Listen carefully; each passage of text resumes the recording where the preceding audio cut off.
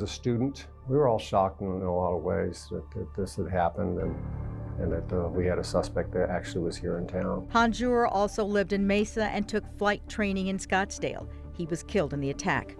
According to the 9/11 Commission report, he wasn't the only tie to the 9/11 attacks.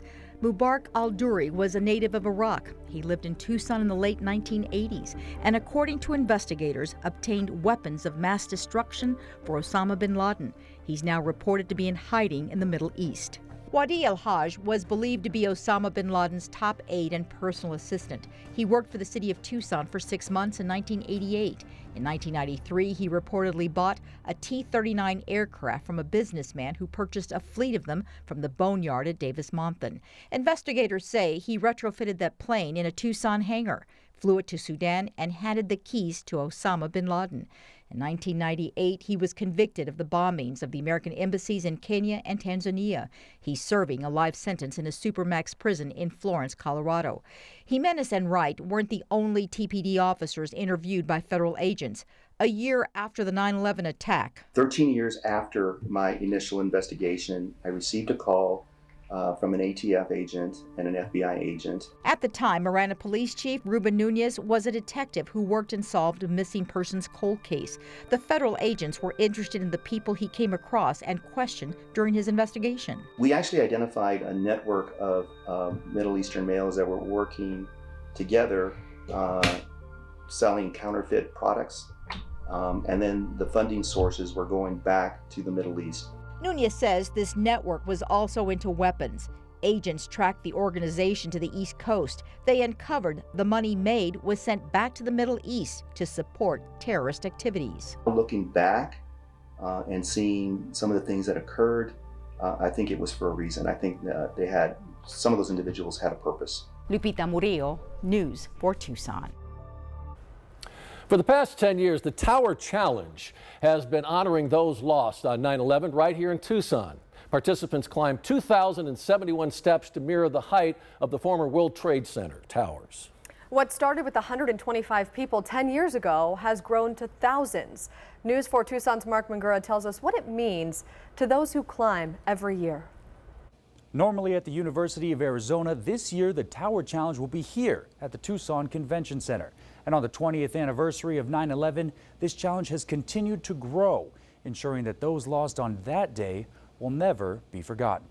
The first edition of the Tower Challenge in Tucson started back in 2011, on the 10th anniversary of the attacks. It began with a small group of first responders. Now, it's grown to thousands. Our whole mission is never to forget September 11th. We recognize that there were so many sacrifices made that day, and there continues to be a lot of sacrifice. As interest grew, the Tower Challenge was quickly moved from a downtown building to the University of Arizona football stadium to accommodate the turnout. On the 20th anniversary of a day that shook the nation, first responders still feel that pain as if no time has passed. The innocent people that died that day, the acts of heroism, we all say never forget, but it's always remember. I think that's a good way of looking at it, always remember. It's an emotional experience for many. Baker admits to feeling a connection to those who have left us. But this event helps us to remember them, and that's what he feels is important. In the 10th year of this event, the impact it has on the community continues to grow across Arizona. September 11th was a tough day for all of us, but as a nation, we came together and we worked hard and we rebuilt and we showed each other kindness and love and we helped each other. And that spirit is what we accomplished by doing this event. As a first responder, this date carries a special significance for Baker and others in his shoes. Those that lost their lives trying to save others did it without hesitation, because it's a first responder's job to put others' safety above their own. Again, could I do that? And I think everyone that is there asks that question of themselves. Could we do that if we were called upon? And as a first responder, the answer has to be yes. Until that call is made, he'll honor them the best way he can, one step at a time. If you want to participate tomorrow but can't make the event in person, there's a virtual option that you can find more information about on our website, KVOA.com. From the Tucson Convention Center, I'm Mark Mangura, News 4 Tucson. The 9/11 Commission report details the terrorist attacks and how counterterrorism investigations have evolved in law enforcement. A common phrase heard after the attacks, connecting the dots. clearly the dots were there, but they were not connected. And so there were fixes put in place almost immediately by the Bush administration to ensure that those dots would always be connected. Frank Figluzzi, a former FBI assistant and director of counterintelligence and NBC contributor, was assigned to the Miami office. He says 9/11 was a wake-up call for the intelligence community. I'm pleased to say that the fixes put in place, the sharing and dissemination of intelligence, the intelligence collection mechanisms are light years ahead of where they were on 9/11. David Gonzalez, now the U.S. Marshal for Arizona, was a commander with the Arizona Department of Public Safety. He agrees the sharing of information among law enforcement has been vital. We talk about all the issues going on in our communities on terrorism, both international terrorists, domestic terrorists, and all other major crime issues that would affect our communities. They believe uniting the country is the way to defeat all threats to our democracy. There's a real concern here that we're so polarized as a nation that we may lack the ability to unify against a common threat. Being in a 20-year war in Afghanistan and with COVID and the political infighting that's going on in this country have just fractured this country to a point where we wonder what it's going to take, and we need to remember the victims of 9/11. Figluzzi adds that we should not take our freedom, safety, and security for granted. He says we all have to be part of that solution if we're going to defeat further attempts to attack us.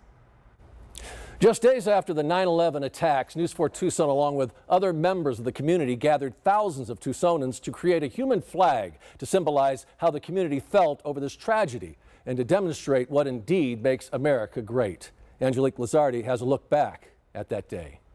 2 decades ago, over 15,000 Tucsonans gathered here on what is now the Keno Sports Complex to remember the lives lost on 9/11.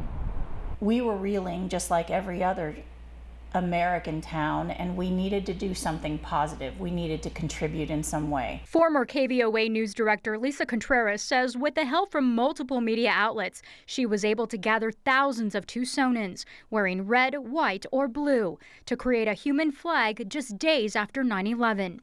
Contreras says 15,000 people made the human flag, and the other 2,000 were placed in other parts of the field. Support was needed for traffic control. Fire departments were on site to keep people cool during the blistering heat.